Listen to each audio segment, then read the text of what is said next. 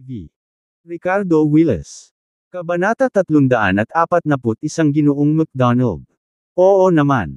Ang kapangyarihan sa likod ni Mr. McDonald ay hindi maihahambing sa apat na malalaking pamilya ng kabisera. Binalaan ni Altha si Penelope. But the premise is that today's exchange meeting can cure the Mr. McDonald's disease.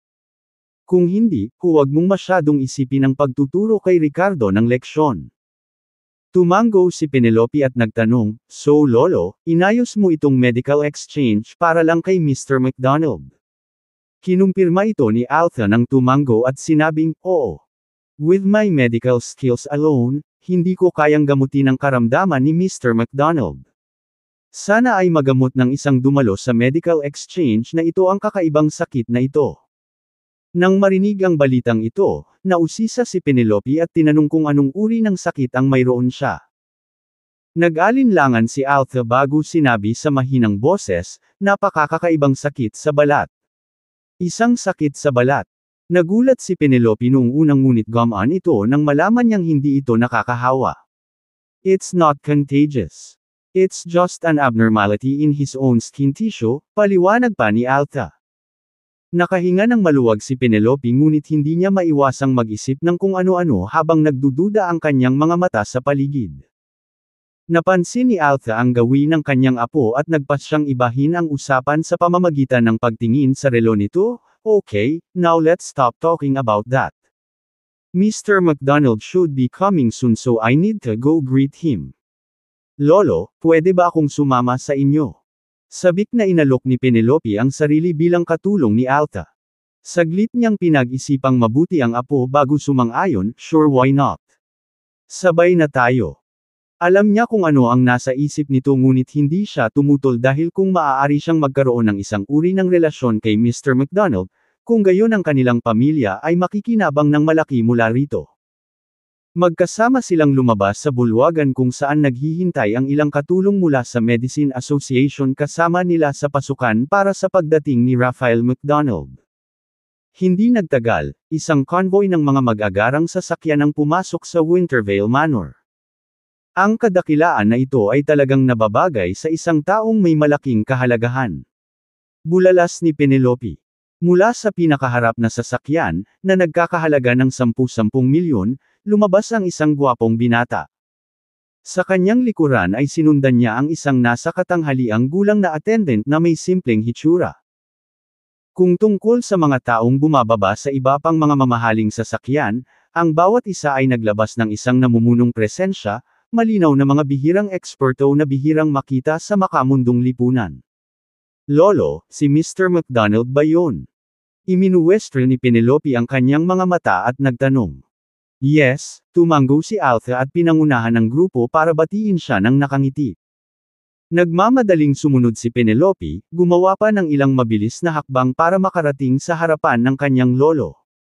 Habang nakatingin sa gwapong binata, kumikinang ang mga mata nito sa paghanga. Sapat na ang matangkad at gwapong anyo ni Raphael para ma-fall sa kanya ang sinuman. Ang akala ni Penelope ay para siyang Prince Charming sa kanyang isipan, hindi lang galing sa isang mabuting pamilya kundi napakagwapo pa. "Hello, Mr. McDonald, apo ako ni Altha, Penelope. Sa ngalan ng lahat ng mga bisita ngayon, kami ng lolo ko ay tinatanggap ka rito," matamis niyang sabi habang nakangiti kay Raphael. She tried hard to show off her charm dahil kung kaya niyang mapagtagumpayan si Raphael, madali lang ang paghihiganti kay Ricardo. Sa puso niya, nagngangalit si Penelope sa pag-iisip kung gaano niya kagustang bawiin ang kinuha sa kanya ni Ricardo. Wala siyang ibang gustong sirain ang mukha nito. Gayunpaman, nang tumingin si Raphael kay Penelope saglit, ibinaling niya ang kanyang atensyon sa ibang lugar nang walang interes na ituloy ang anumang bagay. Sa puntong ito, iba ang nasa isip niya, "Kumusta ang paghahanda, Mr. Pierce?" Napabuntong hininga si Altha sa isip niya na kahit sa kagandahan ng apo ay hindi niya maagaw ang atensyon ni Raphael. Dumating na lahat ng dapat nandito. "Mr. McDonald, please come in," sabi ni Altha. Walang pakialam na tumango si Raphael. Sa sandaling iyon, malamig na ngumuso ang nasa katanghaliang katulong kay Altha, na may bahid ng pagbabante sa tono nito. Sana may makapagpagaling sa sakit ng young master ko ngayon. Kung hindi, oo. Ginawa ko ang lahat para mag-imbita ng mga eksperto mula sa larangan ng medisina. Sagot ni Alta na may halong sinseridad at takot, na may bahid ng kawalan ng kakayahan. Nakatayo roon si Penelope na may awkward na ekspresyon, bakas ng kalungkutan at hindi pagnanais na kumikislap sa kanyang mga mata. Hindi niya inaasahan na hindi siya papansinin ng ibang lalaki. Hindi man lang siya pinansin ni Rafael. Nakaupo si Ricardo sa conference hall, nakakaramdam ng pagkabagot. Napansin niya sina Romeo at Harlow, ang mag-ama, na naghahalo sa bulwagan. Ipinagmamalaki ni Harlow ang kanyang kagandahan sa mga batang ginoo saan man siya magpunta. Napangisi si Ricardo sa loob-loob, nakaramdam ng paghamak. Pero dahil hindi naman siya inistorbo ng dalawang ito, hindi rin sila mapakali ni Ricardo. Sa puntong ito, medyo naiinip na siya. Sa conference hall, pinagsama-sama ang mga tao na sinusubukang mag-network at gumawa ng mga koneksyon. Gayunpaman, tila walang anumang nauugnay sa pagpapalitan ng medikal na nangyayari. Hindi ba't sinabi na ang pinakamahusay na gumanap ay magkakaroon ng pagkakataon na makakuha ng 1,000 years no notice? Hindi kaya ang mahalaga ay hindi medical skills kundi social skills? Lihim na nanunuya si Ricardo sa kanyang puso. Noon lang, nagkagulo sa entrance ng hall. Sa sumunod na segundo, isang gwapong binata ang pumasok sa ilalim ng atensyon ng lahat at pinalibutan nina Alta at Penelope bukod sa iba pa na lahat ay sabik at masigasig sa paligid niya. Bahagyang ipinikit ni Ricardo ang kanyang mga mata na may nakasulat na pagtataka sa kanyang mukha. Eksperto. Napakaraming eksperto. Ang gwapong binata na nangunguna sa kanila ay talagang isang early core formation powerhouse sa edad ni Ricardo. At tiyak na mas nakakatakot pa ang katabi niyang tagasunod dahil hindi siya makita ni Ricardo. Pakiramdam niya ay parang isang malalim na pool ang taong ito, hindi maarak. Bilang karagdagan sa kanila, lahat ng iba pa nilang tagasunod ay may lakas na higit sa antas ng apisya. Hayes! Si Ricardo ay lihim na nakalanghap ng malamig na hangin habang iniisip kung saan nanggaling ang grupo ng mga freak na ito. Tumigil kayong lahat. Manahimik kayo.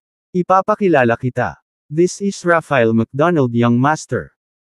Sa puntong ito ay binuksan ni Alta ang kanyang mikropono at tinutugunan ang lahat ng tao sa bulwagan ngunit pinutol siya ni Rafael sa kalagitnaan ng kanyang pagsasalita sa pamamagitan ng pagwawagayway ng kanyang kamay ng malamig na sinabi, huwag mong sayangin ang iyong hininga sa napakaraming kalokohan. Hayaan mo lang na may gumamot sa akin. Kabanata 342 lahat ng nawala. Sige. Balik tayo sa topic, awkward na tumawa si Alta. Sa sandaling ito, lahat ng tao sa bulwagan ay napalingon kay Rafael, na may bakas ng hinala sa kanilang mga mukha. Sino itong young master? Iba ang itsura niya sa iba. Tama. Kahit si Mr. Pierce ay nakikinig sa kanya. Tingnan mo ang kanyang mga tagasunod, lahat sila ay tila eksperto sa mga nakaumbok na templo. Hindi mo ba nakita?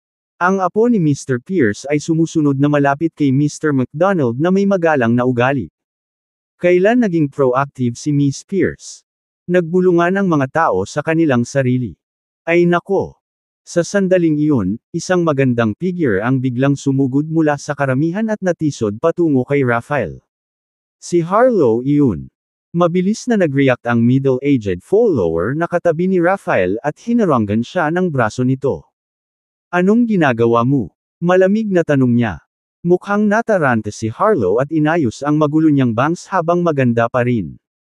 Naluluha ang mga mata niya habang nakakaawang sabi, I'm sorry, may tumulak sa akin kanina lang. I didn't mean it.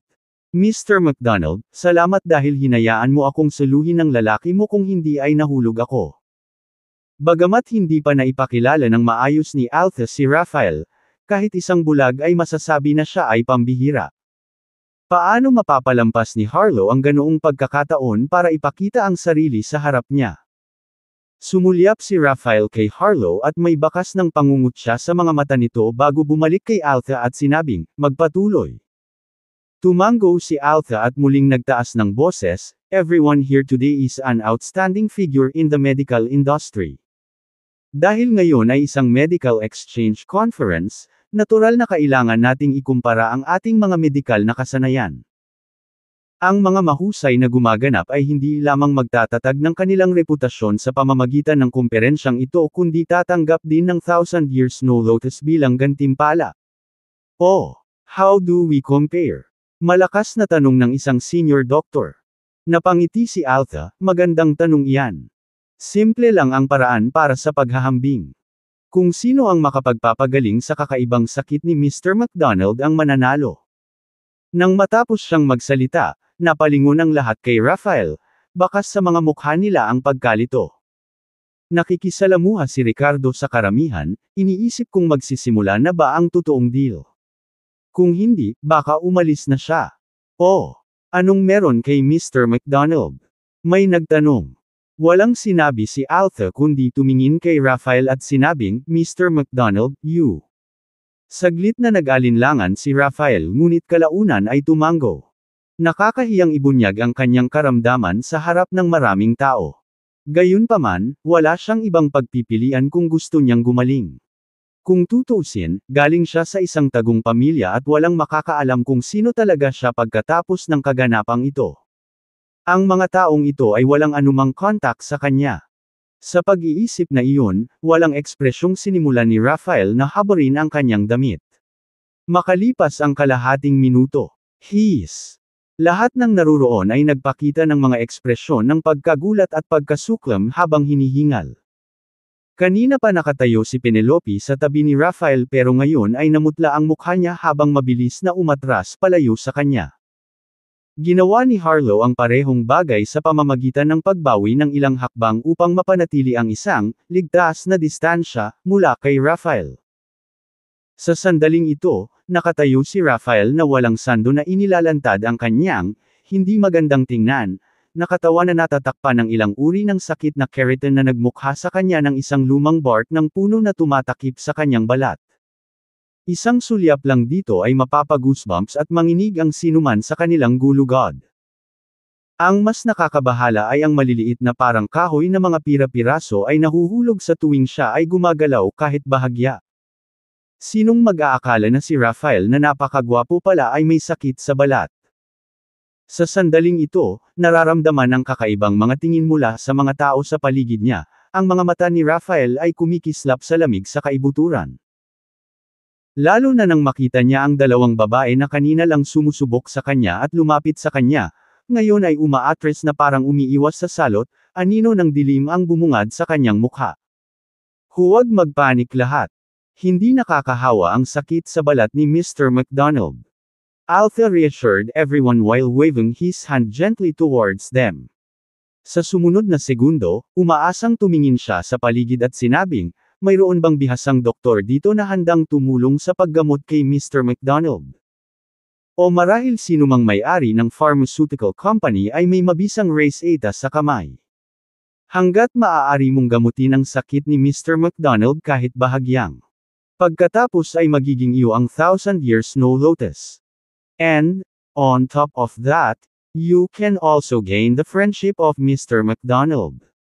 Ako ay tunay na nagpapasalamat sa kanya. Bumagsak ang boses ni Alta at nagkagulo sa kwarto. Titingnan ko, sabi ng isang matandang doktor na may puting buhok at balbas, at buong tapang na humakbang pasulong. Oh, si Mr. Kelly na taga-Cusel. Nagliwanag ang mga mata ni Alta sa sinabi niya at sinenyasan niya itong lumapit. Isang tunog ng pagsang-ayon si Tobias Kelly bago lumapit kay Rafael at sinuri siya ng mabuti. Kinuha ang kanyang pulso, sinusuri ang kanyang mga talukap, pinagmamasdan ang kanyang dila. Pagkatapos ng sunod-sunod na obserbasyon, kumunat ang noo ni Tobias at paulit-ulit na umiling. Sa wakas ay sinabi niya na hindi pa niya narinig ang kakaibang sakit na ito kung saan ang balat ay naging kahoy. Nang makita ang resultang ito, napabuntong hininga si Alta habang si Rafael at ang kanyang entourage ay mukhang bigurin, ngunit inaasahan na nila. May iba pa ba?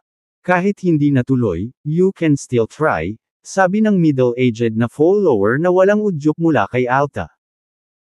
Isa-isang humakbang ang ibang mga doktor na tiwala sa kanilang mga medikal na kasanayan o bihasa sa paggamot sa mahihirap na sakit upang suriin ang kalagayan ni Raphael.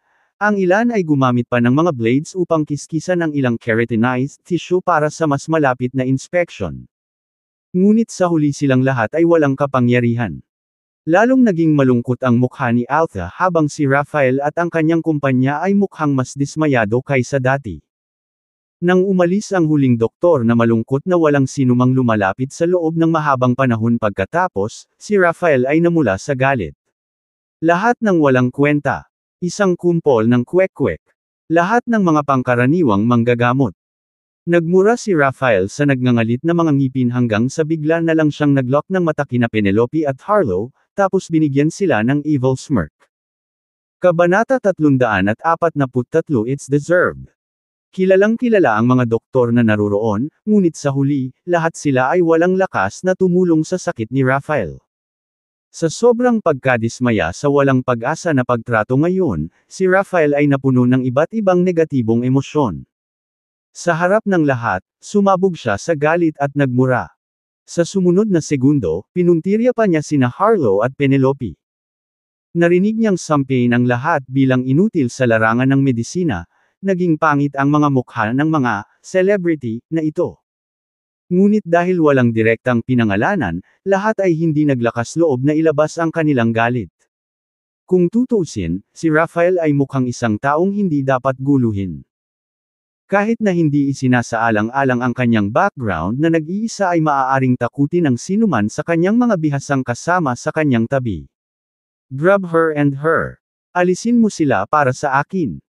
Kung hindi mo mapapagaling ang sakit na ito ngayon, hindi rin magiging masama ang pagbabalik ng dalawang babae para makipaglaro. Sa sumunod na segundo, tinuro ni Raphael sina Penelope at Harlow habang inuutusan ang mga tagasunod niya sa tabi niya. Opo, Ginoo. Magalang na sumagot ang mga tagasunod. Agad namang kumilos ang dalawa para kontrolin sina Harlow at Penelope. Anong ginagawa mo? Bitawan mo ako. Hindi. Ayoko nang makipagbalikan sa kanya. Ang dalawang dilag na kanina lang walang kahihiyang nanliligaw kay Raphael ay napahiyaw sa takot habang pilit na nilalabanan ang mga bumihag sa kanila. Kung si Raphael ay hindi nagkaroon ng ganitong sakit sa balat, malamang na parehong kusang itinapon nina Harlow at Penelope ang kanilang mga sarili sa kanyang mga bisig nang hindi nangangailangan ng tulong ng iba. Gayunpaman, sa sandaling ito nang makita nila ang nakakatakot na pangitaas na katawan ni Raphael na naging dahilan upang ang mga tao ay hindi makatingin ng diretsyo dito, ang parehong babae ay nakaramdam ng lamig sa kanilang gulugod. Alam na walang paraan na maaaring maging mas mahusay ang mga bagay sa ibaba ng waistline. Ngunit kahit magpumiglas sila, wala itong silbi dahil ang mga tagasunod ni Raphael ay pawang mga eksperto. Paano makakatakas ang dalawang mahihinang babae na ito? Nang makita nila ang eksenang ito sa harap nila, nagbago ang kulay ng mukha ng lahat ng naruroon. Si Altha at Romeo ay nagpakita ng gulat na may halong galit sa kanilang mga mukha. Mr. McDonald, ano? Anong ginagawa mo? Si Penelope ang apo ko. Magpakita ka ng respeto at huwag kang magulo. Pawis na pawis si Altha habang same time na nagmamakaawa. Nag-aalala ring sigaw ni Romeo, anong ginagawa mo? Anong ginagawa nyo? Let go of my daughter. Emph. Ang nasa katanghaliang gulang na tagasunod na iyon ay marahas na tumitig kay Romeo bago malamig na umungol ng malakas. Paft. Namutla ang mukha ni Romeo nang maramdaman ang alon ng takot na bumalot sa kanya mula sa nakakatakot na titig at presensya ng lalaki. Hindi niya napigil ang umubo ng dugo. Bang bang bang. Basag. Hindi lamang iyon, ngunit ang lahat ng salamin sa paligid ng bulwagan ay nabasag sa ilalim ng hininga ng nasa katanghaliang gulang na lalaki. Maging ang mga porcelain tile sa lupa ay basag at nabasag. Nagulat at natahimik ang lahat ng tao sa hall. Lahat sila ay tumingin kay Raphael at sa kanyang grupo ng mga eksperto ng may kataimtayman at takot, kasama sina Lawrence at Zack mula sa dalawang malalaking pamilya na nang-ahas na huwag magsalita kahit sandali. Sa oras na ito, hinawakan ng dalawang tagasunod sina Penelope at Harlow bago sila dinala sa harap ni Raphael. Inabot ni Raphael ang kamay niya para kurutin ang magkabilang baba ng babae na may mapaglarong mukha. Huwag kang magulo. Hindi ako nakialam. Sabi niya sabay smirk. Bakit itong dalawa lang ang pinili ko kaysa sa iba? Nagpakita kasi sila ng interes sa akin sa pamamagitan ng paglalandi sa harapan ko. Kaya hinayaan ko silang pagsilbihan ako ng maayos. Hahaha. Nginitian ni Raphael si Altha, puno ng panunuya at panunuya ang mukha nito. Dahil sa kakaibang sakit, wala siyang interes na makipaglaro sa mga babae. Hindi rin ganoon kaganda ang interes niya kina Harlow at Penelope, na kanina pa sinusubukang akitin siya. Gayunpaman, nang haborin niya ang kanyang kamiseta, ipinakita ang kanyang katawan na nababalot ng mga galos tulad ng lumang balat ng puno, ang mga reaksyon ng dalawang babaeng ito ay ikinagalit ni Raphael. How dare these two bitches dare to look down on him? Habang naririnig ang mga salitang ito, iba-iba ang ekspresyon ng mga taong naroroon. Marami sa kanila ang tumingin kina Harlow at Penelope ng may paghamak at panunuya. Talaga. Hindi ba't sinubukan nilang mapalapit kay Raphael noon, naghahanap ng iba't ibang pagkakataon para lapitan siya. Kung sila ang sisisihin, ito ay maaaring sarili nilang baluktot na intensyon. Kung iisipin, karapat-dapat sila.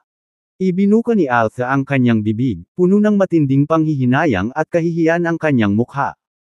Kung alam lang niya, hindi siya papayag na dumating ang apo niya ngayon. Sinong nanliligaw? Bitawan mo ako, huwag mo akong hawakan. Namula ang mukha ni Penelope, sumisigaw sa galit. Umiling si Harlow, wala akong ginawang ganyan. Ano bang iniisip mo sa sikat ng araw? Natamba lang ako. Wala akong interes sa'yo. Tulong-tulong. Sumilay ang mapang-asar ng ngiti sa mukha ni Raphael. Not flirting around. Your grandfather came to greet me, and you ran ahead of him, practically sticking to me. Isn't that flirting around? At ikaw naman, aksidenteng natamba. Ang tatay mo ang tumulak sa'yo diba? Hehe. Nang marinig ito, ipinakita ni Penelope at Harlow ang matinding kahihiyan sa kanilang mga mukha, na nagnanais na mawala sila sa lupa. Sumirit ang ilan sa karamihan at ang iba ay natuwa sa kanilang kasawian. Lalo na ang ibang babae na nakatingin kay Penelope at Harlow nang may pangungutya at pangungutya. Ang ilan ay nakadama ng kaginhawaan na hindi sila kumilos tulad ng mga ito kanina sa pamamagitan ng paghagis ng kanilang sarili kay Raphael. Panay ang pagbabago ng ekspresyon nina Altha at Romeo. Enough talk. Isama mo tong mga babaeng to. Bagaman wala kaming napala sa pagpapagamot sa sakit, ang dalawang babaeng ito ay medyo kaakit-akit. Ang pagbabalik sa kanila sa paglalaro ay sulit sa aming paglalakbay. Sa puntong ito ay ikinaway ni Raphael ang kanyang kamay na may malamig na ngiti sa kanyang mukha na puno ng masamang intensyon. Pagkatapos magsalita ay diretsyo na niyang dadalhin ang mga tao nang hindi na nagpatuloy. Sinunggaban ng kanyang mga tagasunod sina Harlow at Penelope nang walang pag-aalinlangan o pagpapaliwanag habang nakasunod sila sa kanyang likuran. Maraming mayayamang tao ang naruroon kabilang ang mga miyembro ng pamilyang Austen at ang pamilya ng Chambers ngunit walang nag-iisip na kayang-kaya nilang i-provoke si Raphael, lalo pa siyang masaktan para sa kapakanan ni Penelope o Harlow. Tulong-tulong. Ayokong matulog kasama ang halimaw na ito. Bitawan mo ako. Ang pagpapakawala ng desperadong paghingi ng tulong habang nagpupumiglas ng husto ay tila siya ay isang baboy na kinakatay. Nararamdaman na lang niya ang pagkislot ng anit niya sa tuwing tumitingin siya kay Raphael, naduduwal na siya sa disgust na ini-imagine na lang niya kung ano ang mangyayari kapag nahawakan niya ang balat niya ng malapitan. Sa sandaling ito, pinagsisihan niya ang lahat ng labis na nagnanais na hindi niya ipakita ang kanyang kagandahan sa harap ni Raphael. Ang sumunod na segundo sa ilalim ng kawalan ng pag-asa sa gitna ng karamihan, nakita niya ang isang pamilyar na figure na nagpang-inig sa kanya na parang nakakita ng huling dayami bago malunod. Brother, iligtas mo ako please. Oh tama. Ang aking bayaw ay isang banal na doktor. Tiyak na mapapagaling niya ang sakit ng iyong young master. Kabanata 344 ang trade ay trade, ano ang dapat pag-usapan tungkol sa pagkakaibigan? Nanlamig ang mukha ni Raphael nang marinig iyon. Ano ang sinabi mo? Agad na sumigaw si Harlow, sabi ko isang milagrong doktor ang bayaw ko at nandito siya ngayon. Sa kanyang husay sa paggagamot, siguradong mapapagaling ka niya. Oh, sino ba ang bayaw mo at nasaan siya? Tanong ni Rafael sa malalim na boses. Sa sandaling ito, madilim ang ekspresyon ni Ricardo habang galit at naiinis na nakatingin kay Harlow.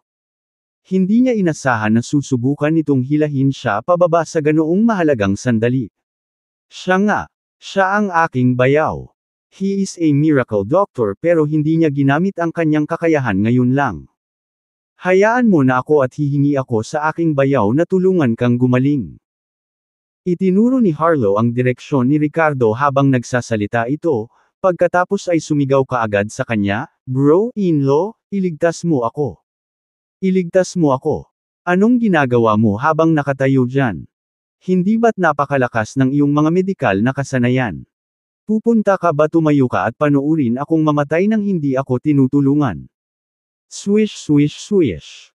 Sa puntong ito, nabaling ang atensyon ng lahat kay Ricardo. Mabilis na tumabi ang mga taong kanina pa nakatayo sa harapan niya para ilantad siya sa harap ng lahat. Napatitig din si Rafael at ang kanyang mga tagasunod kay Ricardo. "You're her brother-in-law. Kaya mo bang gamutin ang sakit ko?" Malamig na tiningnan ni Rafael si Ricardo habang nagpapakita ng hindi mapag-aalinlangan ng pag-aalinlangan sa kanyang mukha dahil napakabata pa ni Ricardo para sa ganoong mataas na antas ng medikal na kadalubhasaan kahit na nag-aaral na siya ng medisina mula pa nang ipanganak. Yes yes yes. Siya yun. Bro-in-law, iligtas mo ako please. Paulit-ulit na pakiusap ni Harlow habang mabilis na kumurap si Romeo bago tumalon para sabihin, "Mr. McDonald, si Ricardo ay may kahangahangang kasanayan sa medisina. Kung pumayag siyang gamutin ang iyong sakit, hindi ito magiging issue." Tama. Unless tumanggi siya. "Bro-in-law, wag kang nakatayo lang dyan nanunood." Sinagot din ni Harlow ang damdamin. Tumingin siya kay Ricardo, isang tuso at nakakatakot na kislap na kumikislap sa kanyang mga mata. "Hinayaan kitang masaksihan ang panuuri na ito, ngunit kailangan kong magdusa, hindi ka rin magiging madali." Ganoon din ang intensyon ni Romeo, gustong kaladkarin si Ricardo pababa kasama niya. Isang malamig na tingin ang binigay ni Ricardo sa mag-ama, pagkatapos ay bumaling kay Rafael at sinabi sa malamig na boses, "Kaya kung gamutin ang sakit mo, ngunit hindi niya ako bayaw. Gawin mo ang lahat ng gusto mo sa kanya." Sa orihinal, hindi siya nagmamadaling kumilos at hindi niya iniisip na panuurin sina Harlow at Penelope na pinapahiya ang kanilang mga sarili. Gayunpaman, ngayong ginawa na siya ni Harlow na sentro ng atensyon, maaga niyang inilantad siya. Nang walang ibang pagpipilian, kinailangan ni Ricardo na gamutin si Rafael ngayon. Kung ito man ay para sa Thousand Years Snow Lotus o para maiwasan ang hindi kailangang gulo, hindi niya kayang saktan si Rafael. Napataas ang kilay ni Rafael sa offer ni Ricardo, "Oh, you think you can cure me?" Ngumiti si Ricardo nang walang pag-aalinlangan, "Kung gagamutin kita, bibigyan mo ba ako ng Thousand Years Snow Lotus?" Diretso niyang itinuro ang kanyang tanong kay Rafael sa halip na kay Altha, na siyang nag-host ng event at hindi magkakaroon ng akses sa ganoong mahalagang premyo. Ang pag-iisip na makakuha ng isang pambihirang heavenly material at earthly treasure ay naging dahilan ng pananabik ni Ricardo. Ang Snow Lotus ay naglalaman ng makapangyarihang espiritual na enerhiya at hinihigop ang kakanyahan ng araw at buwan. Magiging perpekto ito para sa pagpino ng mga high-grade elixir o direktang pagsipsip ng espiritual na enerhiya nito. Ang kasalukuyang lakas ni Ricardo ay nasa tuktok ng official late-stage cultivation realm. Isang hakbang na lang ang kailangan niya para maabot ang core formation realm. Kung makukuha niya ang Thousand Years Snow Lotus na ito, baka sapat na ito para makalusot siya. Tumango si Rafael bilang pagsang-ayon sa kahilingan ni Ricardo ngunit binalaan siya na huwag gumawa ng mga maling pangako o harapin ang malalang kahihinatnan. Bahagyang tumawa si Ricardo, "Wala akong ibang hiling maliban sa tuparin mo ang iyong pangako." Pagkatapos ay lumingon siya kay Altha at humiling ng isang silid para sa kanyang sarili kung saan niya maaaring gamutin si Rafael. Nagulat si Altha sa biglang pagbabago ng kilos ni Ricardo. Nawalan na siya ng pag-asa sa paghahanap ng sinumang may kakayahang magpagaling kay Rafael hanggang ngayon. Ipinakilala ni Fraser ang binatang ito bilang isang espesyal. Marahil may ilang katotohanan sa likod ng kanyang mga salita pagkatapos ng lahat. Pinagmamasdan ng ibang naruroon si Ricardo na may halong ekspresyon. Ang ilan ay nag-aalinlangan habang ang iba ay nag-aalala tungkol sa kanya. Good. Sana hindi mo ako bibiguin. Tumingin ng malalim si Rafael kay Ricardo at tumango. Pagkatapos, itinuro niya sina Harlow at Penelope at inutusan ang kanyang nasa katanghaliang gulang na attendant, bantayan mo itong dalawa, huwag mo silang pakakawalan. Nang marinig ito, si Harlow, na inakala niyang matagumpay niyang nailipat ang kanyang galit kay Ricardo, ay biglang lumuha ang mukha. Naging komplikado naman ang ekspresyon ni Penelope. Hindi niya inaasahan na ang taong palagi niyang minamaliit at inaaway ang siyang nagdudulot ng pagbabago sa sitwasyon. Tahimik na nanalangin si Penelope na mapagaling ni Ricardo si Rafael. Kung hindi, ang kanyang sariling kapalaran ay magiging hindi kapani-paniwalang trahedya. Sa kwarto, tanging sina Ricardo at Rafael na lang ang natira. Tatanungin ulit kita, kaya mo ba talaga akong pagalingin? Tinitigan ni Rafael si Ricardo na puno ng pagdududa ang tono. Let's give it a try. I'm 80% sure, mahinahong sagot ni Ricardo. Kung tutuusin, alam na niya kung ano ang problema ni Rafael at gusto lang niyang i-play safe para hindi maramdaman na madali lang siyang gamutin. Nang marinig ang tugon na ito, sumili ang pananabik sa mukha ni Rafael. Naghanap siya ng hindi mabilang na mga doktor para sa kanyang kakaibang karamdaman at sinubukan ang lahat ng paraan na posible sa loob ng kanyang pamilya at humingi pa ng tulong sa Judge, isang masamang doktor mula sa Medicine God Valley sa mga martial arts circle. Sa huli, sinubukan niyang humanap ng pag-asa sa secular na mundo ngunit wala siyang narinig na nagsabing 80% silang siguradong mapapagaling nila siya bago ngayon. Napakaganda. Kung mapapagaling mo talaga ako, ikaw ang magiging tagapagligtas ko. Hindi lang bibigyan kita ng 1,000 years no notice kundi may utang na loob din sa iyo. Mula ngayon magkapatid na tayo. Madamdaming bulalas ni Rafael habang mahigpit na nagbabala sa wakas, syempre kung malalaman ko mamaya na ang iyong mga salita ay mga pangakong walang laman o kung ang aking kalagayan ay hindi bumuti pagkatapos ng paggamot, huwag mong asahan na hahayaan ko ang mga bagay-bagay. Huminga ng malalim si Rafael habang nagsasalita dahil alam niyang hindi lang basta balat ang kanyang kakaibang sakit. Binalaan siya ng hukom na habang lumalala ang kanyang kalagayan isang araw, lahat ng kanyang panloob na organo ay magiging makahoy hanggang sa tuluyang mabulok na nangangahulugan ng kamatayan. Nang marinig ito, ngumiti si Ricardo at sinabing, mabuti, gagawin ko ang aking makakaya. Gayunpaman, deep inside, nginisya niya ito. Napaisip siya, kahit pagalingin kita, hindi natin kailangang maging magkapatid. We are merely using each other for our own benefit. Let's keep it as a transaction. Why bother with any personal feelings? Kabanata 345 Anong pinagbibiruan mo? Ang young master na ito mula sa isang prominenteng pamilya ay may isang dominante at mayabang na kilos. Paulit-ulit niyang sinasabi ang mga bagay na tulad ng, kung hindi mo ako mapapagaling, ano ang mangyayari?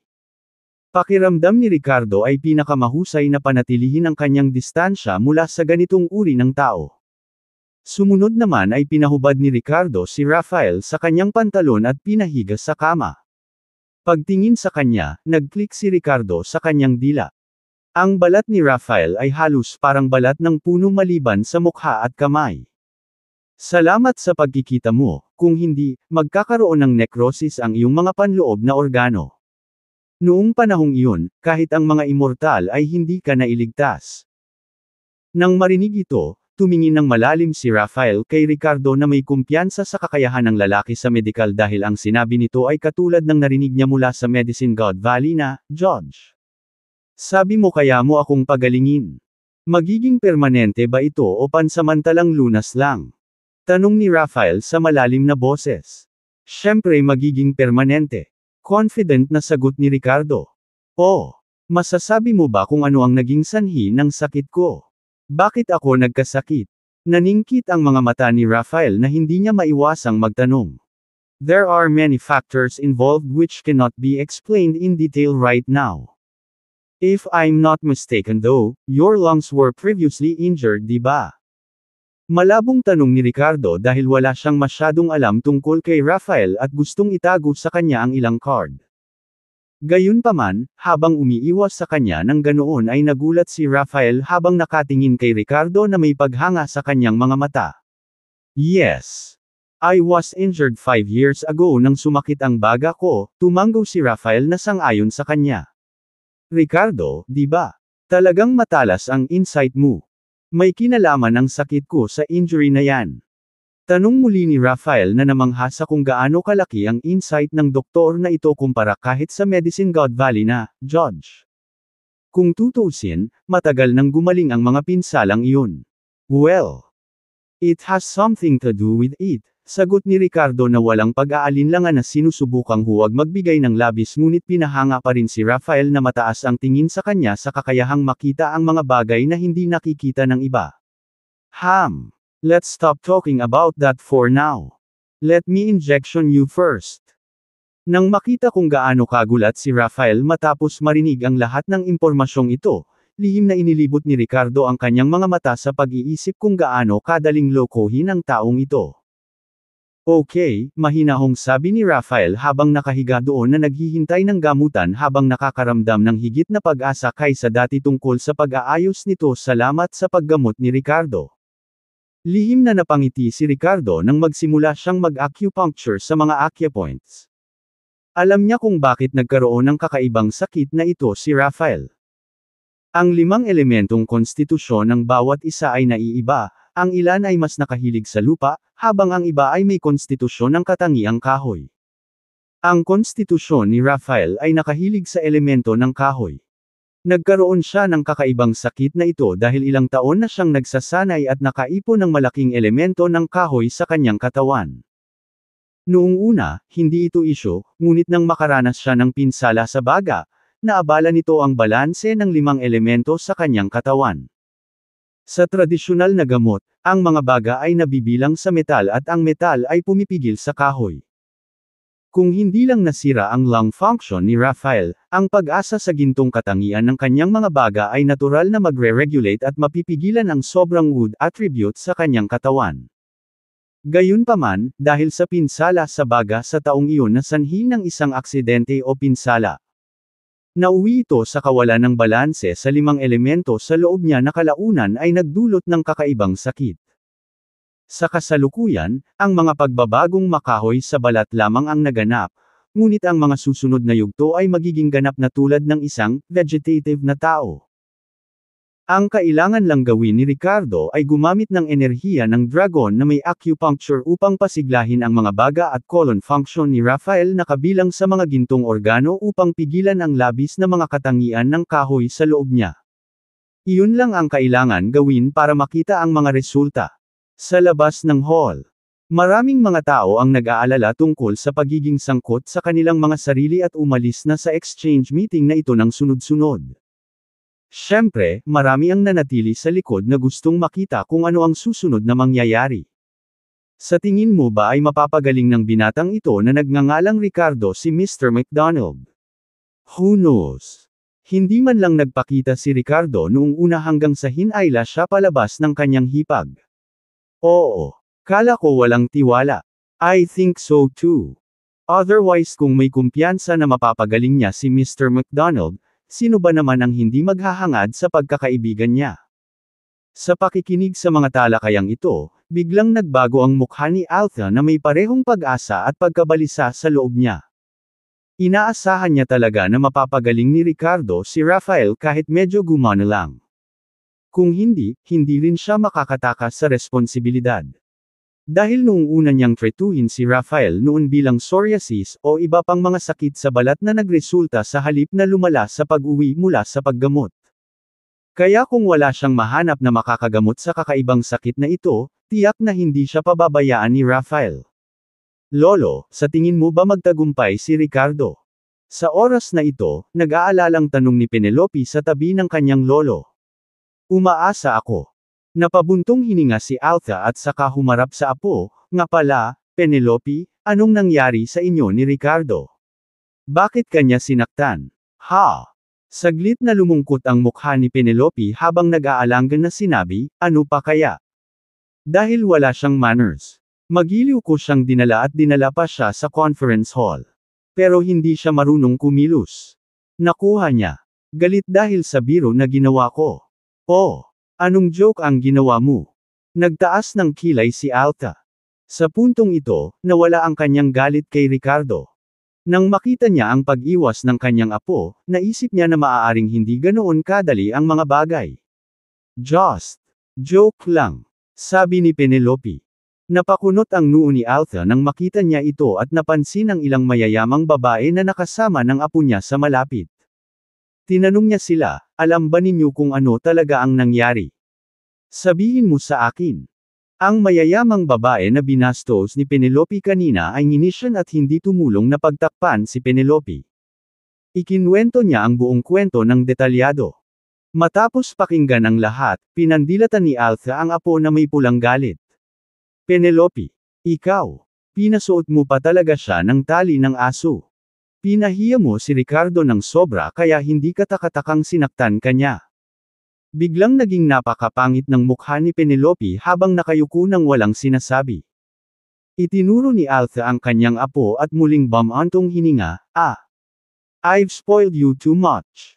This time let it serve as a lesson for you. Paglabas ni Ricardo mamaya, dapat tayong humingi ng tawad sa kanya. Ang pagkarinig sa pahayag na ito ay naging sanhi ng pagpapakita ng sama ng loob sa mukha ni Penelope. Gayunpaman, sa kaibuturan niya, puno pa rin siya ng ayaw. Humingi ng tawad kay Ricardo kahit na una siyang sinaktan. Kahit na lumampas ang biro ko, naisip ni Penelope, natama na niya ako minsan kaya bakit ako hihingi ng tawad? Tsaka sino ang nakakaalam kung lalabas pa ba siya o hindi? Sinabi ni Mr. McDonald na kung hindi niya siya mapagaling. Kung gayon hindi nila siya pakakawalan.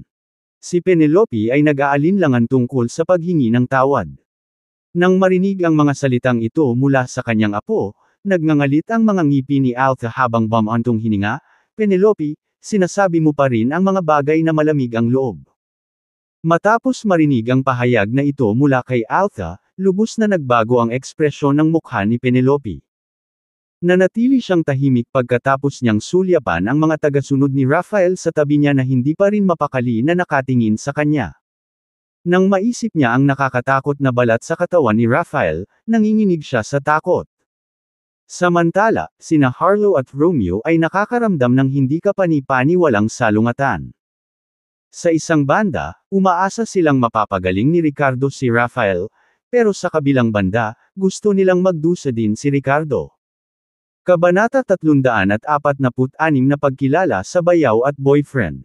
Sa loob ng kwarto. Sige, tumigil muna tayo dito. Napabuntong hininga si Ricardo na mukhang pagod na pagod. Habang nagsasalita siya, tumayo si Rafael mula sa kama at mukhang nagulat sa puntong ito. Gumamit si Ricardo ng mga pilak na karayom para magpasok ng totoong enerhiya sa kanyang katawan at ramdam ni Rafael na damaloy ito sa kanya. Hindi niya inaasahan na ang isang taong tumingin sa paligid ng kanyang edad ay maaaring gumamit ng enerhiya upang kontrolin ang mga karayom na tulad nito. Ngunit sa sumunod na segundo, nang makaupo siya, ang pagkagulat sa mukha ni Rafael ay napalitan ng purong kagalakan ng ang malalaking tipak ng parang balat ay nahulog sa kanyang katawan sa sahig na may kaluskos.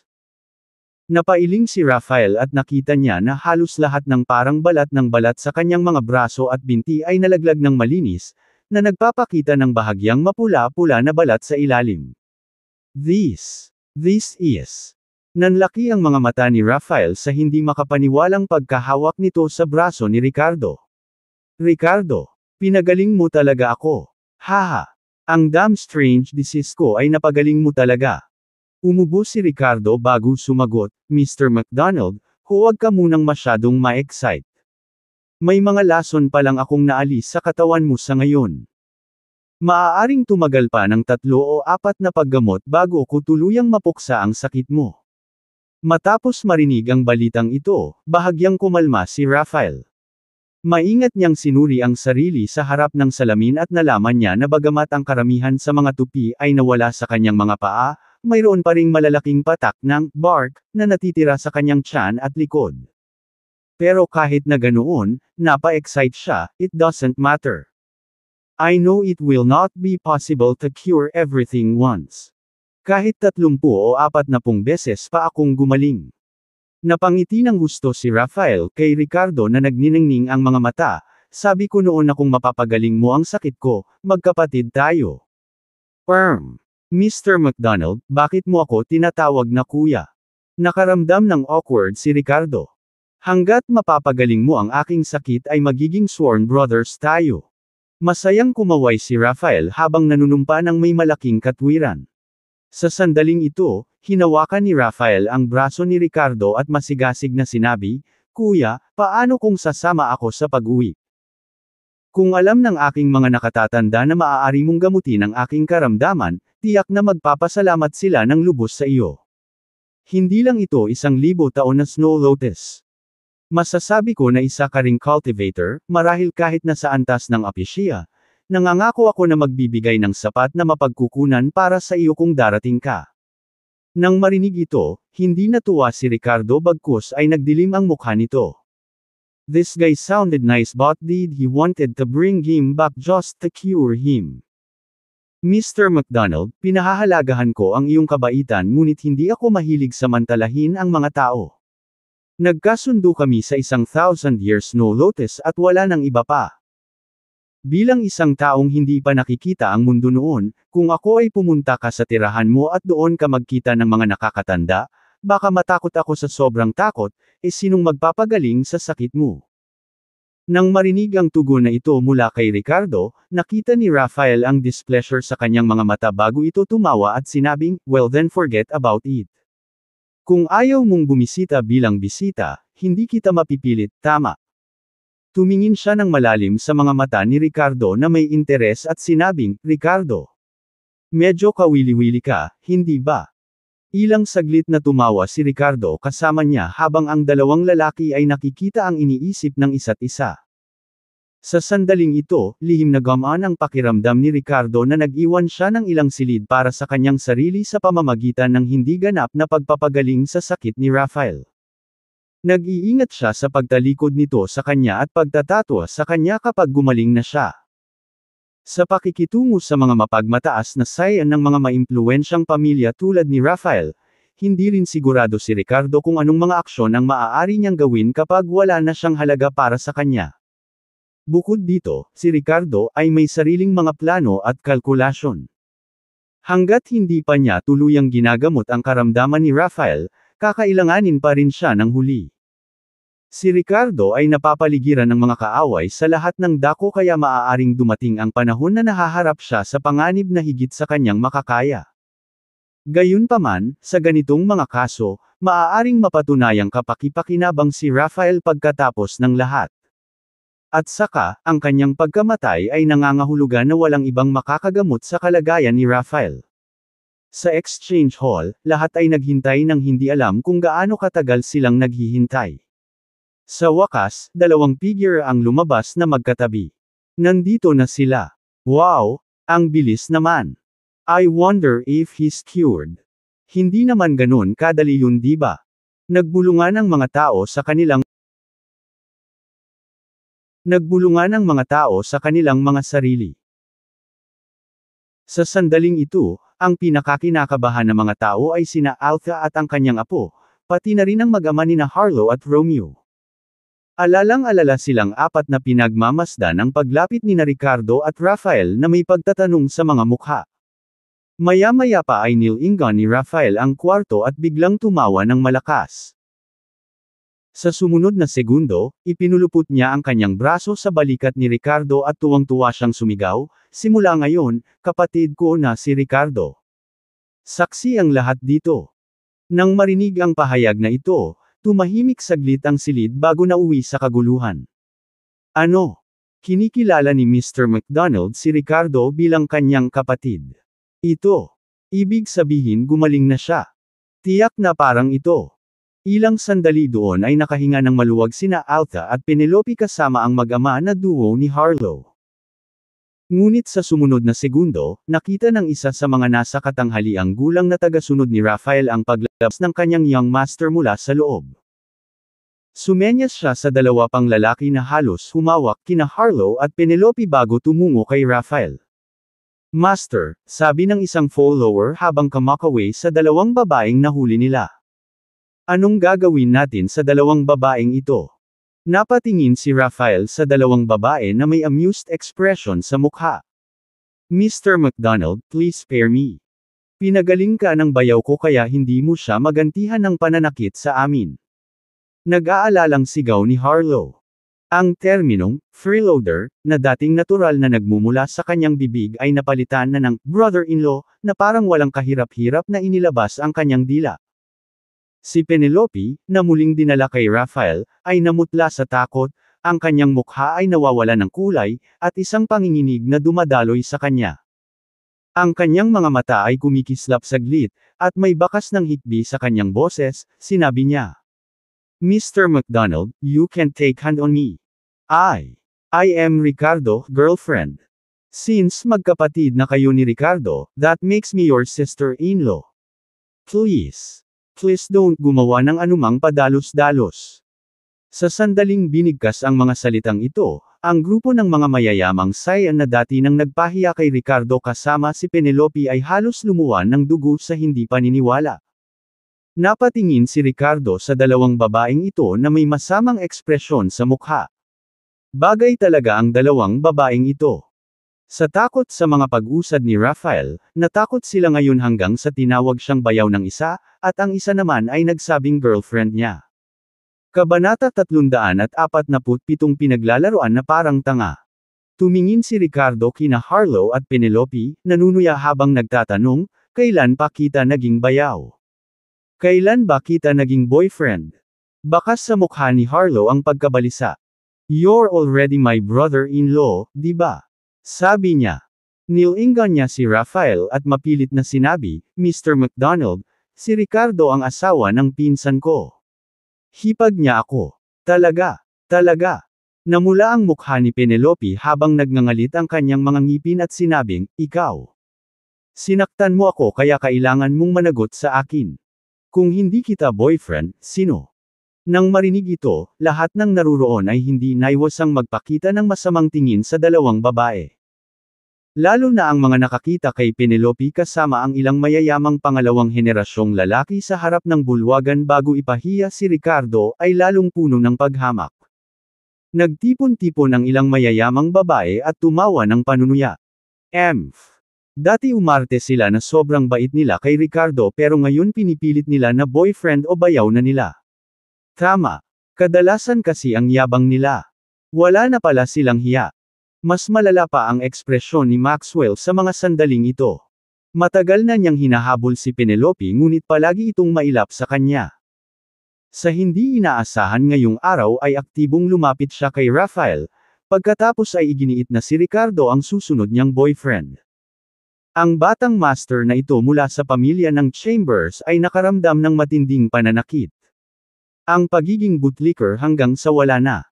Sa sandaling ito, tumingin si Ricardo kina Harlow at Penelope na may, natunog habang bahagyang tumango ang ulo.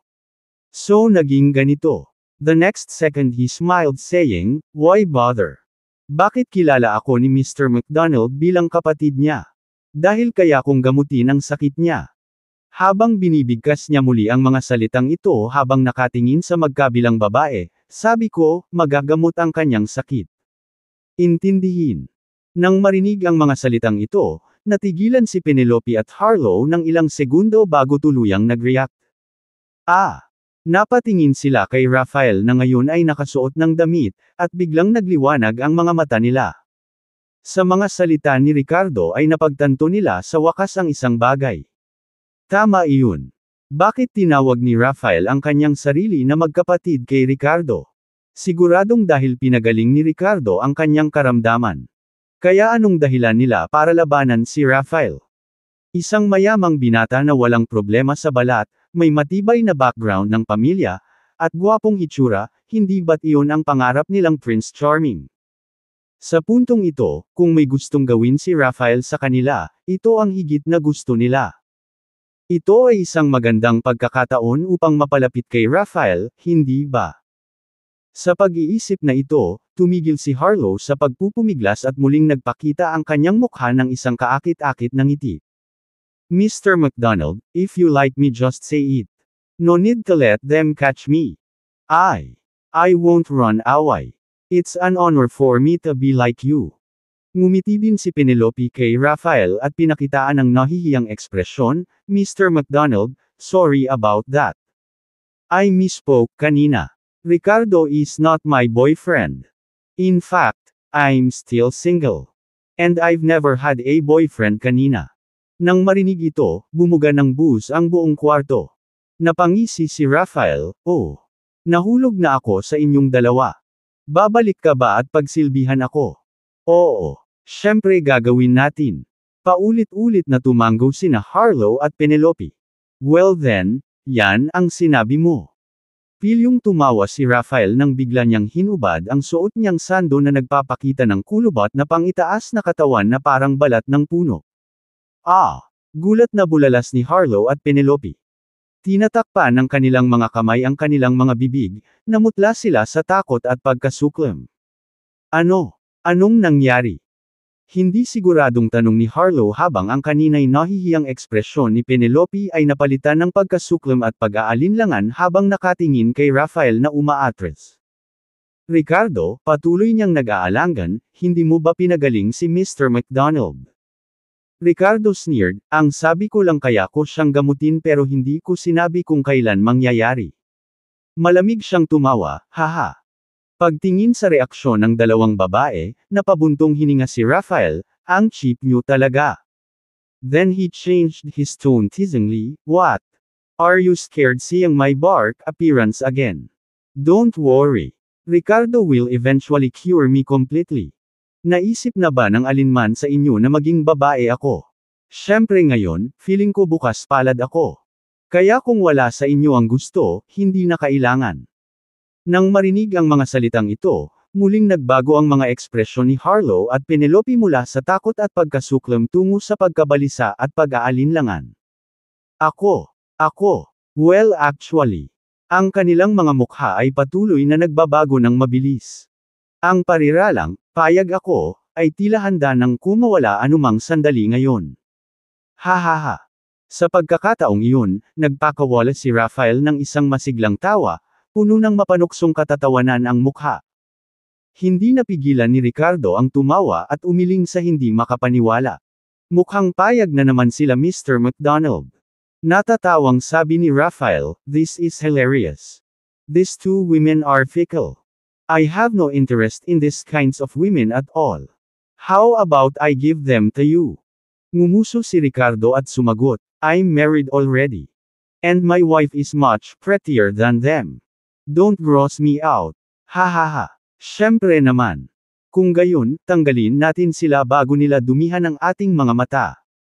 Ilang beses na tumawa si Raphael bago kumaway sa mga subordinate at sinabing, hayaan mo na sila. Sa puntong ito, ang buong conference hall ay humagalpak sa tawa. Napatingin ang lahat kay Harlow at Penelope na may mapanghamak na ekspresyon. Ang pagtingin sa dalawang babae ay parang nanunood ng isang biro sa harapan ng kanilang mga mata. Si Ricardo at Raphael ay sabay na naglakad palabas ng hall habang tumatawa habang nakatayo doon sina Harlow at Penelope na pulang-pula ang mga mukha. Naramdaman ni Harlow at Penelope ang mapanuksong mga tingin sa kanila at marinig ang kanilang walang sala na tawa na umalangaw-ngaw sa kanilang mga tainga. Ngayon napagtanto nila na nilalaro sila ni Ricardo at Raphael bilang mga tanga sa harap ng napakaraming tao. Sa harap ng lahat ng naruroon ngayon, inilantad nila ang kanilang mga sarili bilang walang iba kundi mga katatawanan. Samantala ang mukha ni Romeo ay naging malungkot habang si Altha ay nakaramdam ng sobrang hiya na iyangat pa ang kanyang ulo. Ang kanilang anak na babae, Apu, ay talagang napahiya ang kanilang sarili ngayon. Kabanata 348 Hindi siya isang tao na walang ginagawa. Natanggap ni Ricardo ang 1,000 Years Snow Lotus mula sa mga kamay ni Raphael, na itinago sa isang hindi kapani-paniwalang marangyang jade box. Ang kahon ay mukhang isang pambihirang kayamanan, malinaw na kristal at kayang aisil ang espiritual na enerhiya ng Snow Lotus upang pigilan itong tumulo. Bilang karagdagan, mayroong isang piraso ng 1,000 taong gulang na yelo sa loob ng jade box upang matiyak ang pagiging bago ng Snow Lotus. Nasiyahan sa kanyang pagkuha, nakipagpalitan si Ricardo ng impormasyon sa pakikipag-ugnayan kay Rafael bago magmaneho pabalik sa Edoland sa Porsche 918 na regalo ng isa pang mayamang tagapagmana.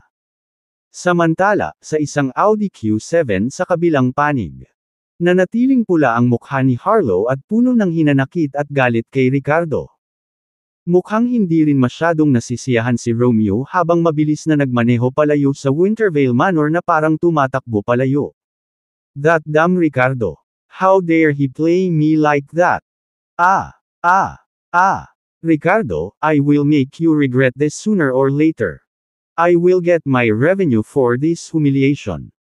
Tahimik na nakaupo si Harlow sa likurang upuan ng kotse ngunit biglang sumambulat sa masayang hiyaw na nagpapahayag ng kanyang pagkadismaya at pagkapahiya sa pagiging tanga ngayon ni Ricardo.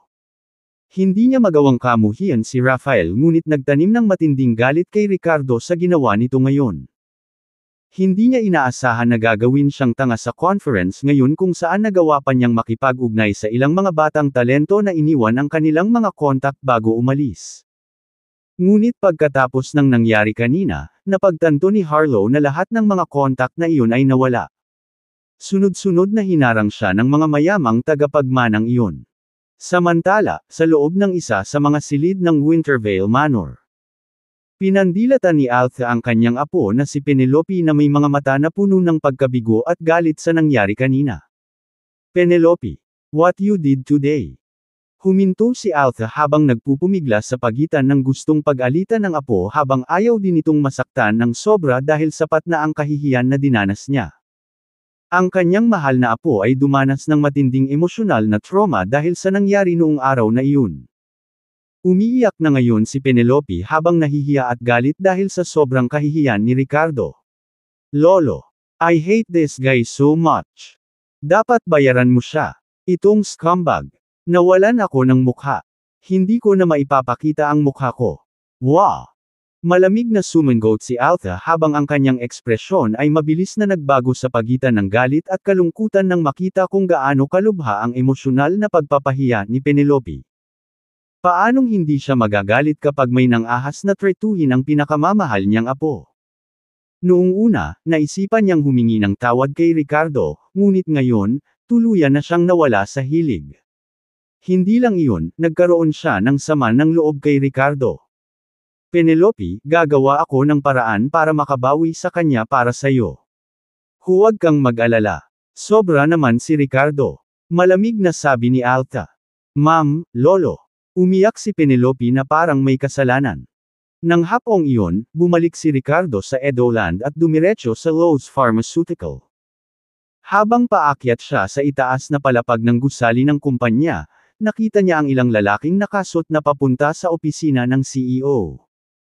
Ang pinuno ay may slick back na hairstyle at nakatingin sa mga babaeng empleyado habang sila ay dumaan, hindi eksakto sa isang taong may magandang ugali. Maya-maya lang ay naglakad na si Shelly. Mr. Willis, nandito ka. Magalang nabati sa kanya ng magandang sekretarya. Karaniwang nakasalubong ni Ricardo si Miranda sa labas ng gusali ng kumpanya at hindi madalas pumapasok sa opisina. Ngunit kahit nawala siya, nananatili pa rin ang kanyang alamat. Mula sa paglalantad kay Rex bilang isang undercover na ahente sa tabi ni Miranda hanggang sa pagbuo ng mga bagong gamot na naging tanyag sa merkado. Mula sa pagtulong kay Miranda na patalsikan si Romeo at ganap na kontrolin ang kumpanya. Alinman sa mga bagay na ito ay sapat na para sa mga empleyado sa kumpanya na walang katapusang pagchichismisan. Si Shelly ay pinalayas noon ni Romeo ngunit ngayong si Miranda na ang ganap na namumuno bilang chairman ng lupon, natural na muling kinuha ang magandang sekretarya na ito. Bumalik ang lahat ng salamat Ricardo. Ngayon ang magandang sekretarya na ito ay parehong iginagalang at pinahahalagahan si Ricardo. Sino ang mga taong ito? Tumango si Ricardo saka tinanong si Shelly. Sila ay mga kinatawan mula sa Medical Business Alliance ng Coronet Delta. Sagot ni Shelly.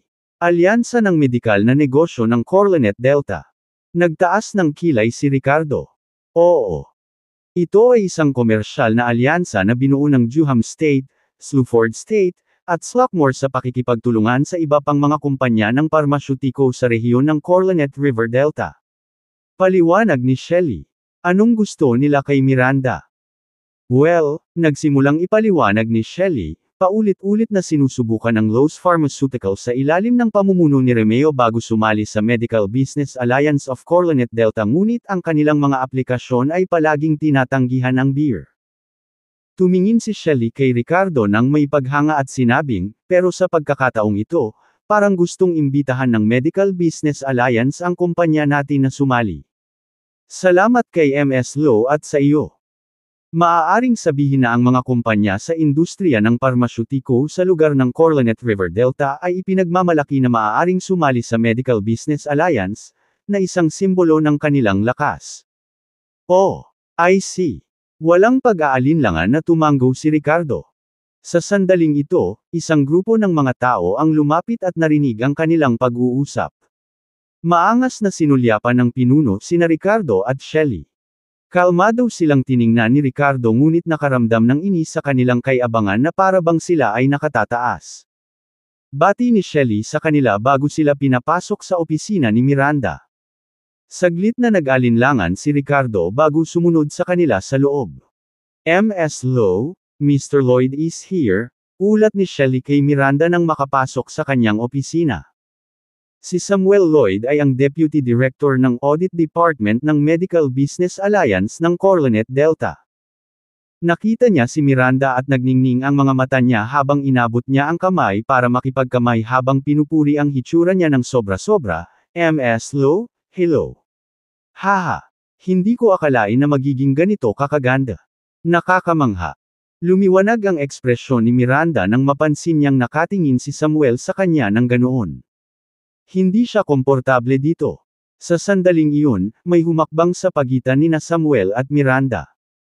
Si Ricardo naman ang nakipagkamay kay Samuel sa halip, Mr. Lloyd, please have a seat. Natigilan si Samuel sa biglaang pagkaputol nito mula kay Ricardo habang malamig siyang ngumuso sa katinabig ang kamay bago lumingon kay Miranda at nagtanong, MS Lowe anong ibig sabihin nito? Ayaw mo bang sumali ang kumpanya mo sa Medical Business Alliance? Hindi mahawakan ng lalaking ito ang mga kamay ni Miranda kaya agad siyang nalungkot bago pa ulit-ulit na nagtanong habang nagbabantang nagsasalita. Bahagyang kumunat ang noo ni Miranda saka nagpaliwanag na may awkward na ngiti, Mr. Lloyd, this is not just any random person. This is my husband, Ricardo, and also one who makes decisions for our company. Kabanata 349 na huwag gumamit ng guilt-tripping. Decision maker din ba siya sa kumpanya? Nang marinig ito, agad na nagdilim ang mukha ni Samuel. Tiningnan niya si Ricardo ng malamig na nguso bago umupo na may matigas na ekspresyon. Sa loob-loob niya, napuno siya ng selos kay Ricardo. Sige, pasok na tayo sa negosyo. Ang aming Medical Business Alliance ay nakatanggap ng aplikasyon mula sa Lowe's Pharmaceutical na gustong sumali sa amin. Pagkatapos ng iba't ibang pagsusuri at pagtasa, inaprubahan namin ang mga kwalifikasyon ng iyong kumpanya ilang araw lang ang nakalipas. Sa puntong ito, tumingin siya kay Miranda at nakangiting sinabi, MS Lowe, congratulations. Ang pagiging makasali sa aming alyansa ay isang bagay na ipinagmamalaki ng lahat ng mga kapantay sa industriya ng parmasyutiko. Masaya ka ba? Tumango si Miranda, maraming salamat. Ngunit sa loob-loob niya ay nalilito siya dahil hindi pa siya nag-apply para sa pagiging miyembro mula nang kunin ang kumpanya kalahating taon na ang nakalipas. Si Romeo ang nakagawa nito bago pa siya maging CEO. Hindi niya inaasahan na kusang-kusang darating ang mga tauhan ng organisasyong ito sa kanilang pintuan. Alam ni Miranda na dapat ay dahil sa sunod-sunod na paglulunsad ng mga bagong gamot ng kanilang kumpanya na parang hotcake. Maging ito man ay ang unang 4 na bagong gamot ni Ricardo, Lowe's Scar Removal Cream, Lowe's Gray Hair Reverse Essence, Lowe's Golden Wound Medicine at Love Light, o mas bago tulad ng Lowe's Rhinitis Relief, at Lowe's Slimming Pills, lahat sila ay napakabenta. Mabuti sa merkado. Salamat sa mga pangunahing ahente na tumutulong. Sa sandaling ito, nang marinig niya na ang kanyang sariling kumpanya ay nabigyan ng membership sa Medical Business Alliance ng Coronet Delta, nakaramdam si Miranda ng labis na kasiyahan sa loob. Gayunpaman sa puntong ito, nagtanong si Ricardo, Mr. Lloyd, iniisip ko kung ano ang kailangang gawin ng aming kumpanya pagkatapos sumali sa alyansang ito sa parmasyutiko. Sinulyapan siya ni Samuel ngunit halatang ayaw siyang kausapin. Sa halip ay mas pinipili ang pakikipag-usap sa magagandang babae tulad ni Miranda. Just submit relevant information, malamig niyang sabi ng walang kasiglahan. Oh, ganun ba talaga kadali? Wala na ba tayong babayaran? Curious din na tanong ni Miranda. Ngumiti si Samuel at tumawa kay Miranda, ahem.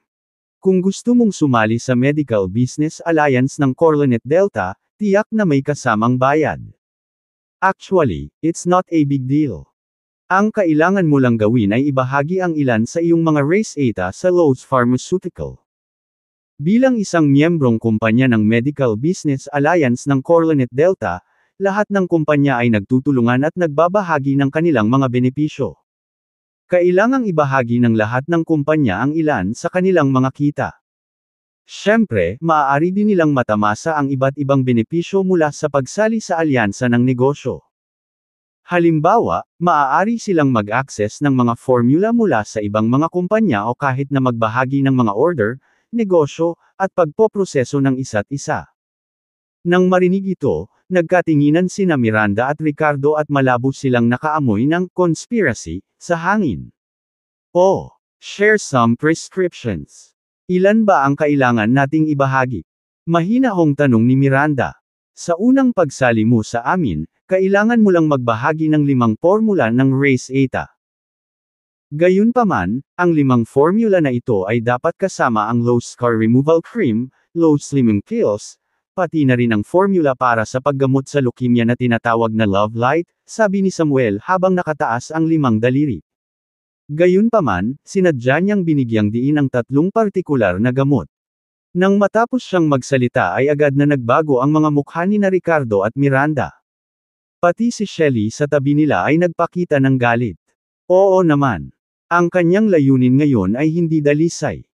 Paano ang Lowe's Pharmaceutical na pumasa sa kanilang audit at maging kwalipikado para sa membership? Ito ay isang dahilan lamang. Ang tunay na layunin nito ay maaaring ilang sikat na formula ng gamot na pag-aari ng kumpanya. Mr. Lloyd, malamig na sabi ni Miranda habang diretsyong umiling. Ikinalulungkot ko ngunit ang aming kumpanya ay walang intensyon na sumali sa Medical Business Alliance ng Coronet Delta sa ngayon. Nang marinig ang pahayag na ito mula kay Miranda, si Samuel at ang kanyang mga kasamahan na nakasuot ay agad na nagpakita ng sama ng loob sa kanilang mga mukha. Ms. Lowe, anong ibig mong sabihin? Nagsumite ang kumpanya mo ng application form na naaprubahan na namin. Ngayong tinanggap na namin, binabawi mo na. Anong klaseng pag-uugali ito? Alam mo ba na may limitadong bilang bawat taon na maaaring sumali sa aming alyansa? Binigyan namin ang kwalipikasyon ng iyong kumpanya upang tanggihan namin ang mga aplikasyon mula sa iba. Kung authorized ang kumpanya mo ngayon, sino ang mananagot? Seryosong tanong ni Samuel. Miranda looked speechless but replied nonchalantly, Mr. Lloyd, if I remember correctly, last year pa na-submit ang application, di ba? At kung hindi ako nagkakamali, tinanggihan na ng team mo noon. Ngayon, hindi ako nag-apply ulit. I think alam na ng lahat kung ano ang totoong intensyon mo. Sorry, please leave. Nang marinig ito, agad na namula ang mukha ni Samuel at galit na sinabi, Ms. Lowe, mukhang minamaliit mo ang alyansa namin sa negosyo. Sa paggawa nito, sinisiraan mo ang aming mga prinsipyo sa paggawa ng mga bagay-bagay. Nagbabahagi lamang ito ng ilang mga race data sa kayong lahat. Kung ikukumpara sa mga benepisyo ng pagsali sa alyansa sa negosyo, ang maliit na pagsisikap na ito ay hindi maaaring maging mas bukas ang pag-iisip sa pamamagitan ng pagbabahagi ng mga race data na ito upang ang lahat ay makagawa ng mga ilang gamot na ito. Ito ang iyong limitadong pananaw. Ang isa pang miyembro ng alyansa ay nagkaroon din ng hangin ng katwiran. Tama. Alam mo ba kung gaano karaming mga tao sa mundong ito ang may iba't ibang mga sakit dahil sila ay naging obese o may mga galos sa kanilang katawan at dumaranas ng depresyon at mababang pagpapahalaga sa sarili? Mas marami pa ang mga pasyente ng leukemia na naghihintay sa Love Light na iligtas sila. Gaano karaming mga gamot ang magagawa ng iyong kumpanya ng mag-isa? Sa makatuwid, mas maraming kumpanya ang dapat mamuhunan sa paggawa ng mga gamot na ito upang makatipid ng mas maraming mga pasyente at matulungan ang mga nangangailangan. Tama na yan. Huwag kang masyadong selfish. Mag-ambag sa lipunan.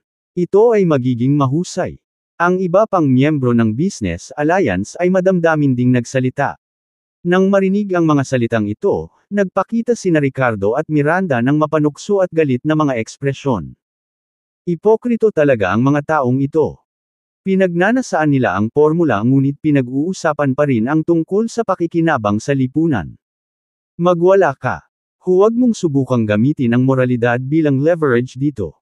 Hindi kami namimili sa kalokohan mo. Ang sumunod na ikalawang si Ricardo ay direktang sumugod kay Samuel at sa kanyang grupo. Saglit na natigilan si Samuel bago nagalit, "How dare you tell us to leave? Kung hindi ka aalis ngayon, then do believe me when I say that I will beat you up," pananakot ni Ricardo. Si Samuel kasama ang kanyang grupo ay mukhang hindi sigurado kung ano ang susunod nilang gagawin. The next second Samuel looked at Miranda, "Ms. Lowe, what do you mean by this?" Bahagyang umiling si Miranda sabay sabing, "Mr. Lloyd, please leave. Wala pang balak ang kumpanya namin na sumali sa Business Alliance mo sa kasalukuyan. Shelley, tingnan mo ang mga bisita sa labas." Nang marinig ito, napangiwi si Samuel at tumango. Sanay na sila sa matayog at mayabang na kilos. Saang pharmaceutical company ang hindi sila ginagamot ng may paggalang? Kailan pa nila naranasan ang ganitong kaiyahiyang karanasan? Okay. Tatandaan ko kung paano mo ininsulto ang Medical Business Alliance ng Coronet Delta ngayon. Walang kumpanya sa rehiyon ng Coronet River Delta ang nang-ahas na gawin ito.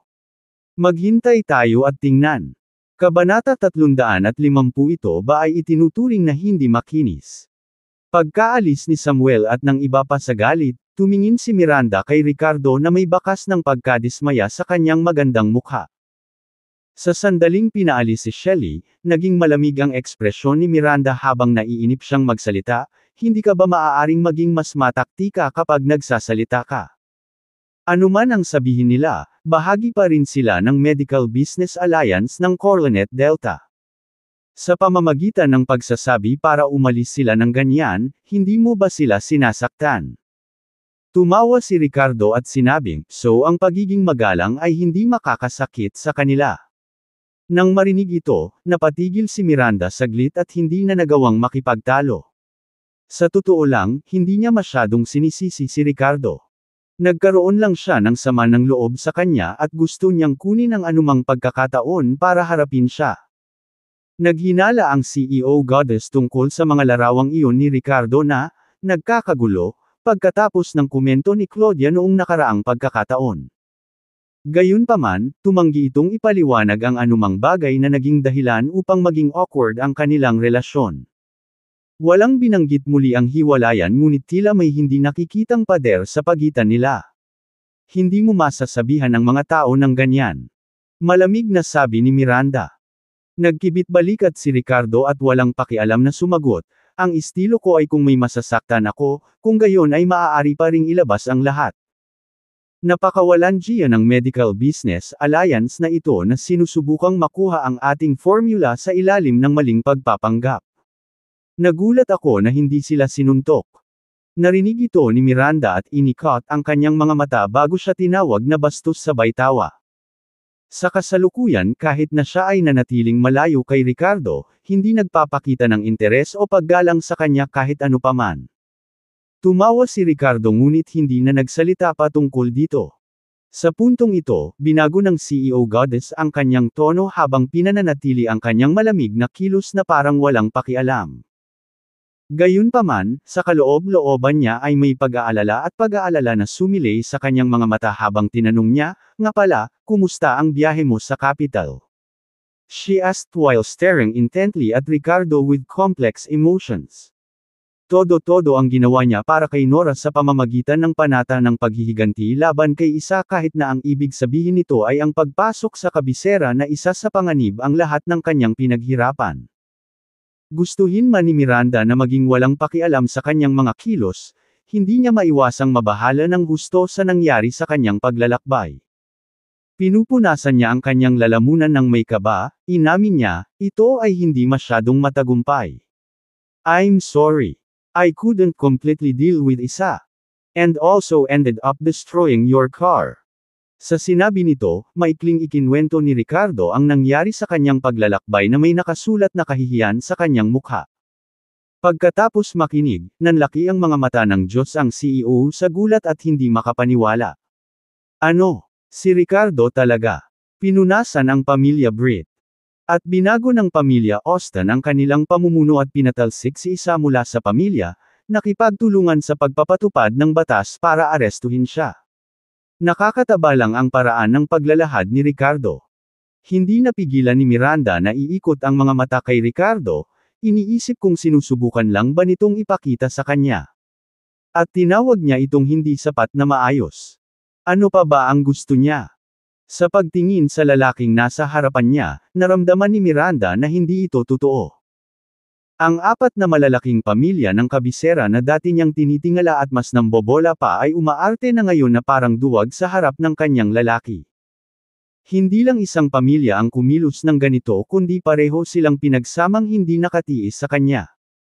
Hindi akalain ni Miranda na ang pagkabunggo sa isang tao ay magpapabago sa kanyang buong kapalaran. Napakalakas ng lalaki niya. Sa pag-iisip tungkol dito ay napatingin si Miranda kay Ricardo na may bakas ng paghanga sa maganda nitong mga mata. Ngunit pagkatapos ay mabilis siyang tumalikod at napabuntong hininga, Hindi pa siya ang lalaki ko. Kahit papaano hanggang sa maipaliwanag niya ng malinaw ang ilang bagay. Well, basta okay ka lang, malamig na sabi ni Miranda nang mabalitaan niyang malapit nang mapatay ng bomba si Ricardo. Ayaw niyang gumawa na naman ito ng padalos-dalos. Samantala, pagkatapos umalis sa Lowe's Pharmaceutical, naakit ni Samuel ang isang grupo ng mga kinatawan ng industriya ng medikal mula sa Edoland at mga nakapaligid na lugar na gustong makasama sa kanyang mabuting panig. Ang Medical Business Alliance ng Coronet Delta ay ang pinakamalaking alyansa sa negosyo sa buong rehiyon ng Coronet River Delta na may malaking impluwensya sa maraming kumpanya at institusyon ng parmasyutiko na sabik sa anumang pagkakataong makukuha nila upang makasali o makatrabaho sila. Kaya't nang marinig ang balita tungkol sa tagumpay ni Samuel, lahat sila ay nagmamadaling umaasa ng pagkakataon na magkaroon ng mga koneksyon o makakuha ng pagiging karapat-dapat para sa pagiging miyembro sa loob ng kanilang organisasyon. Habang nagsasalita si Samuel tungkol sa kanyang mga plano na tanggalin ang Lowe's Pharmaceutical, hindi napigilan ng iba na ipakita ang kanilang pananabik.